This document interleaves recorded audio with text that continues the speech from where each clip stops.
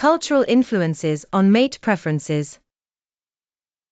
Bernstein, 2015, argues that differences between men's and women's mate preferences may be shaped more by cultural expectations than by evolutionary pressures.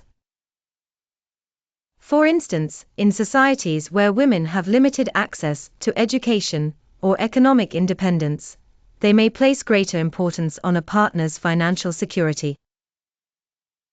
Supporting this, Kassa and Sharma, 1999, found that in 37 cultures, women rated a partner's resources as more important in regions where women had fewer opportunities and lower social status. This indicates that although BUS findings may reflect evolved tendencies, social and economic conditions also play a significant role in shaping mate preferences. Are women universally attracted to high-status men? Buller, 2005, challenges the idea that all women naturally prefer high-status men. He suggests this conclusion is based heavily on studies involving female university students, women who typically expect high levels of education, income and career success. Their preference for high-status partners may therefore reflect a desire for similarity in background and goals rather than a universal evolutionary preference.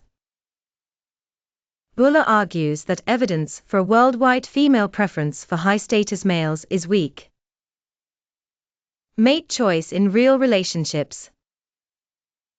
One criticism of BUS's large-scale survey is that it measures stated preferences, which might not reflect real-life behavior. However, BUS, 1989, also analyzed actual marriages from 29 cultures and found that men did, in practice, marry younger women, supporting evolutionary predictions.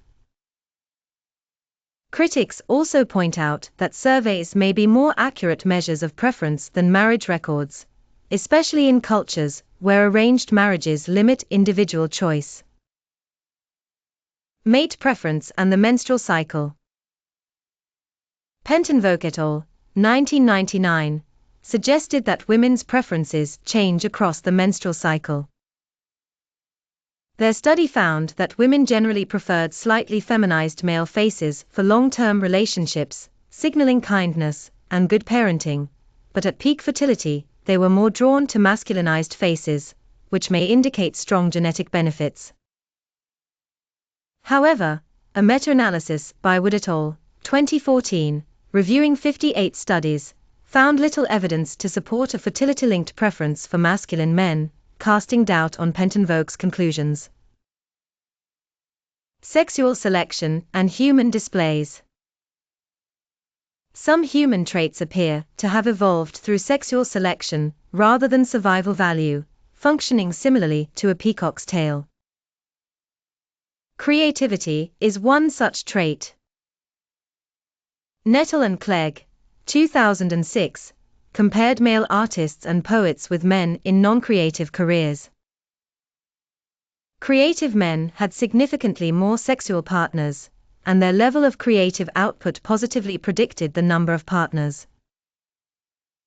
This supports the idea that creativity is attractive because it signals intelligence, problem-solving ability, and other traits beneficial to offspring, traits that may explain the reproductive success of highly creative individuals, such as Pablo Picasso.